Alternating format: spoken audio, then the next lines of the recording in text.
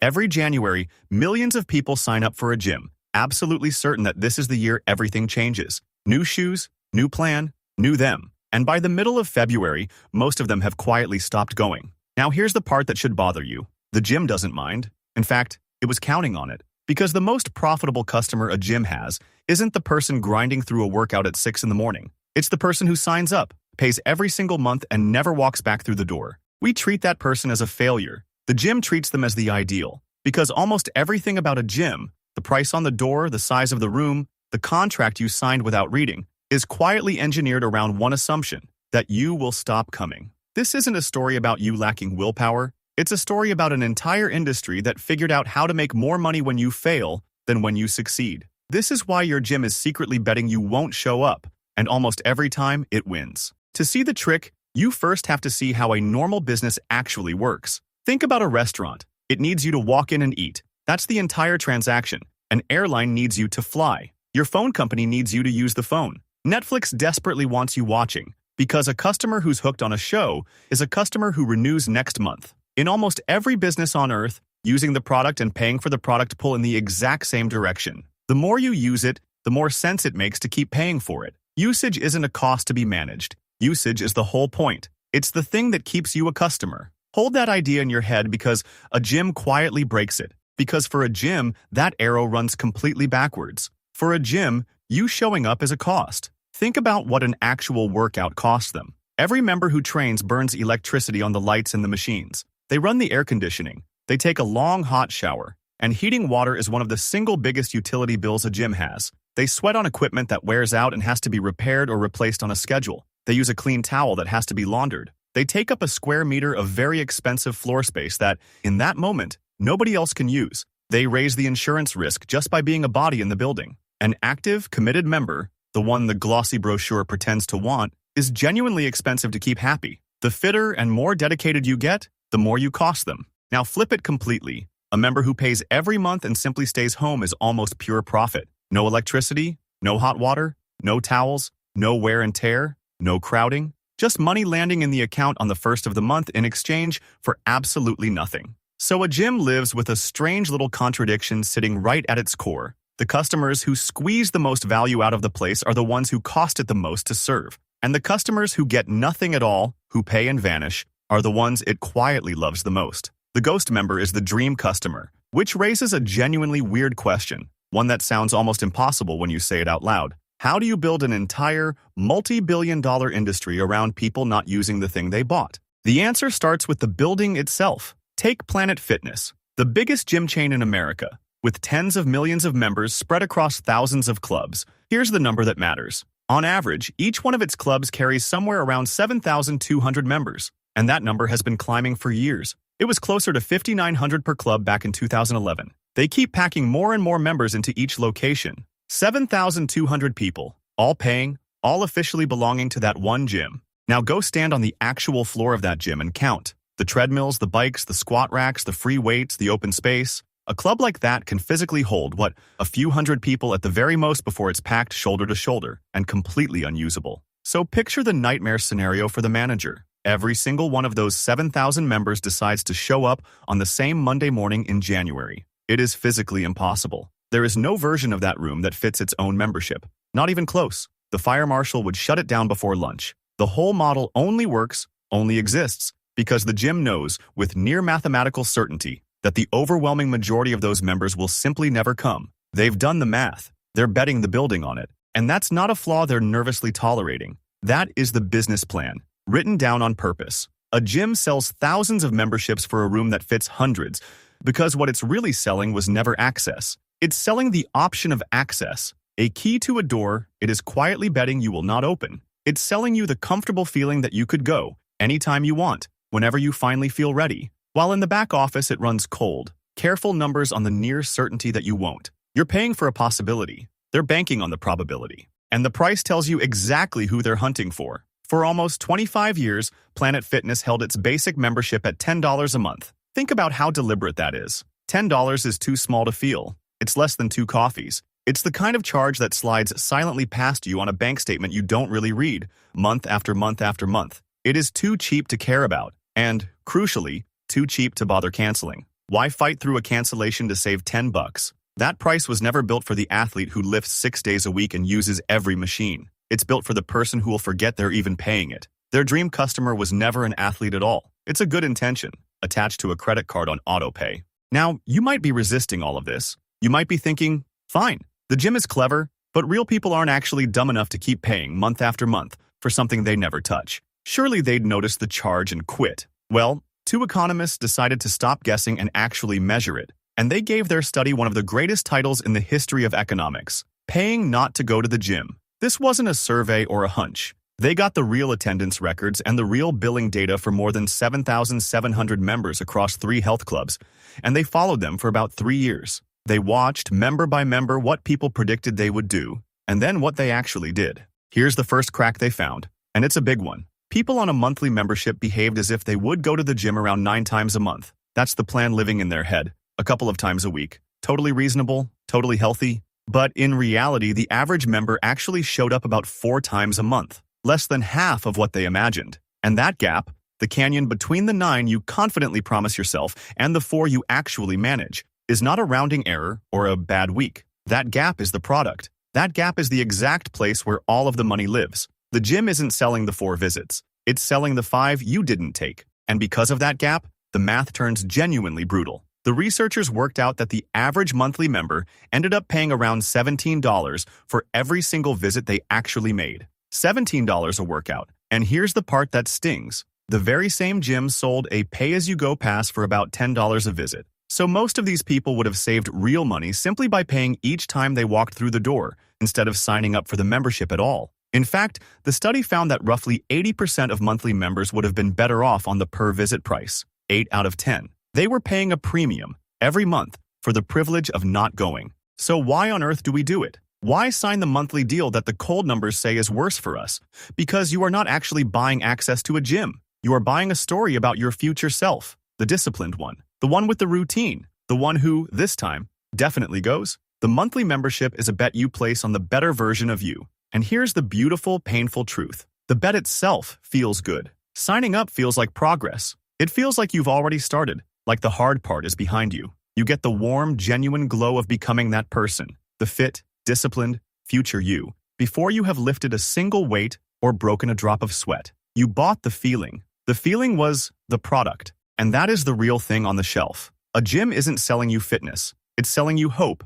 And specifically, hope billed automatically on the 1st of every month. Think about the difference. Fitness is hard, slow, uncertain, and it demands that you show up on the cold mornings when you'd rather not. Hope is instant. Hope feels amazing. And best of all, for them, hope renews itself with no effort at all. It just quietly rebuilds. One of those 2 things is a great workout. The other one is a great business. Guess which one they actually built the company around? There's a precise word for this. For money a company collects in exchange for something that never gets used. It's called breakage. And once you learn the word, you start seeing it absolutely everywhere. It's the entire reason companies quietly adore gift cards. Every gift card that ends up lost in a drawer is perfect, frictionless profit. The company got your cash up front, and it never has to hand over a single thing in return. Unused value, silently converting into pure margin. Airlines do it with miles that expire. Subscriptions do it with the month you forgot to cancel. And a gym membership you don't use is the exact same machine, just running in slow motion, one quiet month at a time, for years. Think about what is actually happening every single month you don't go. The gym charges your card. You get nothing because you weren't there to get anything. And here is the cruel, almost elegant beauty of it for them. Giving you nothing costs them nothing. There's no product to ship, no service to staff, no cost on their side of the ledger at all. It is quite literally the cleanest money in the entire economy. Revenue with no matching expense. So your absence isn't a missed opportunity they're sad about. Your absence isn't a problem. Your absence is the product, working exactly the way it was designed to work. So how big does this get when you add it all up? One consumer survey estimated that Americans throw away well over $1 billion a year, more than $1,100 million, on gym memberships they simply don't use. Let that land for a second. That is not money lost to bad workouts or wasted effort. That is money paid for workouts that never happened at all. $1 billion every single year handed over in exchange for absolutely nothing, flowing out of the pockets of millions of people who genuinely meant well, and straight into the cleanest, fattest line on the gym industry's balance sheet. But the most quietly devastating number in that whole study wasn't about money at all. It was about timing, about how we actually quit. Because the uncomfortable truth is we don't quit cleanly. The researchers found that, on average, members kept right on paying for more than 2 full months after their very last visit before they finally got around to canceling. 2 months. Read that again. You quit in your head in, let's say, March. The motivation is gone. You already know in your gut you're not going back. But you quit on your credit card in May because canceling is annoying and you'll get to it later. You really will. And the gym is more than happy to wait. Those 2 months of paying for a ghost, for a membership you've already mentally buried, are some of the most profitable weeks in the entire relationship, which brings us to the dirtiest, most deliberate part of the whole design. If your absence is this profitable, then the company has one enormous incentive to make one specific thing as hard as humanly possible: leaving. And once you start watching for it, the asymmetry is everywhere, and it's almost funny. Signing up takes about 30 seconds and a single tap on your phone. They will pour money and design talent into making the moment you join feel effortless, joyful, and instant. But canceling, somehow, mysteriously, turns into an obstacle course designed by someone who actively dislikes you. Annual contracts that quietly lock you in for a full year. Cancellations you can only do in person, at the one specific location you signed up at, during hours that conveniently don't fit anyone's actual life. Letters you have to physically print, sign, and mail. Phone lines that put you on hold until you simply give up and hang up. None of that friction is an accident, and none of it is incompetence. It is a feature, carefully designed, tested, and tuned. Because every extra step they wedge between you and the exit is another month of breakage they get to quietly collect while you work up the energy to fight your way through the maze. This got so widespread, across so many industries, that the United States government finally stepped in. In October of 2024, the Federal Trade Commission passed a rule with a name that tells you everything you need to know: click to cancel. The agency said it was getting something like 70 complaints a day about subscriptions people couldn't escape. And the idea behind the rule was beautifully, almost insultingly simple. If a company let you sign up online in 30 seconds, it had to let you cancel online in 30 seconds too. Getting out had to be exactly as easy as getting in. For one brief, shining moment, it genuinely looked like the maze was about to be bulldozed for good. And then came the twist. In July of 2025, just days before the rule was finally supposed to take effect, a federal appeals court struck the entire thing down. Not because the idea was wrong, but on a technicality about a procedural step the agency had skipped along the way. The whole rule was wiped out before it ever protected a single person. So as of right now, that friction is still completely, perfectly legal. The maze is still standing. The annual contract,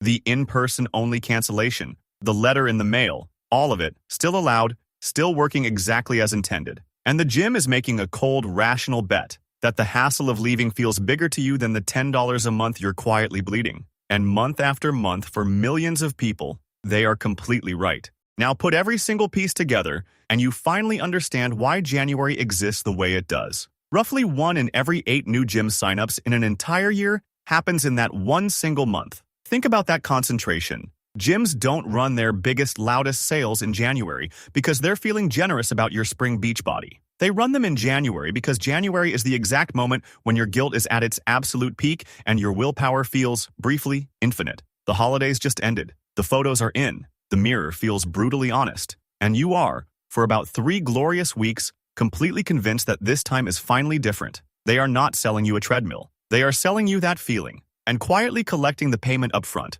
while the feeling lasts. Because here is what they are actually charging you for. Not muscle, not health, not even the building. They are charging you for the distance between who you are right now and who you swear, with your whole heart, you're about to become. And they collect that payment whether or not you ever close the gap. That's the genius and the cruelty of it. The disciplined, glowing future you is the single most expensive person in the building, precisely because they almost never actually show up. So you're not really paying for the gym at all. You're paying, month after month, for the version of yourself you keep promising to go and meet there. And the perfect symbol of the entire arrangement is sitting right there in the middle of the gym floor, in plain sight. The treadmill. Think about what it actually is mechanically. You pay money for the privilege of using it. You put in real, genuine effort. You sweat, you push, you run as hard as you possibly can, and you end up in the exact same spot you started. You go absolutely nowhere. That is not just a workout. That is the whole business model, cast in steel and rubber, built into a single machine. You, paying, sweating, running flat out, and arriving precisely nowhere while the meter keeps running. So let's be clear, finally, about what a gym is really selling. It isn't fitness, and it was never really access. It is selling you the distance between who you are and who you promise you'll be. And it has quietly, confidently bet that that distance will never actually close. Look at every piece again now that you can see it. The oversold room that physically cannot hold its own members. The $10 price, engineered to be forgotten on your statement. The contract built to be painful to escape. The friction, the breakage, the guilt. None of it is an accident. Not one piece. Every single part is calibrated with real care for one specific customer, a version of you who signs up full of hope and almost never walks back through the door. So the next time you're standing at that front desk, card in hand, about to join, just be honest with yourself about what you're actually doing. You're not buying a membership. You're placing a bet on your own willpower against an entire industry that has studied, priced, and engineered the precise moment you'll give up, with decades of data on millions of people exactly like you. And look, you might win. Some people genuinely do. They show up, they stick, they get strong. But the house has run these numbers millions of times, across millions of members, and the house already knows, with quiet confidence, how it almost always ends. If you want to keep seeing how the world really runs on money, the hidden price tag sitting on everything around you, in plain sight, then subscribe. This is Priced, the hidden economics of everything.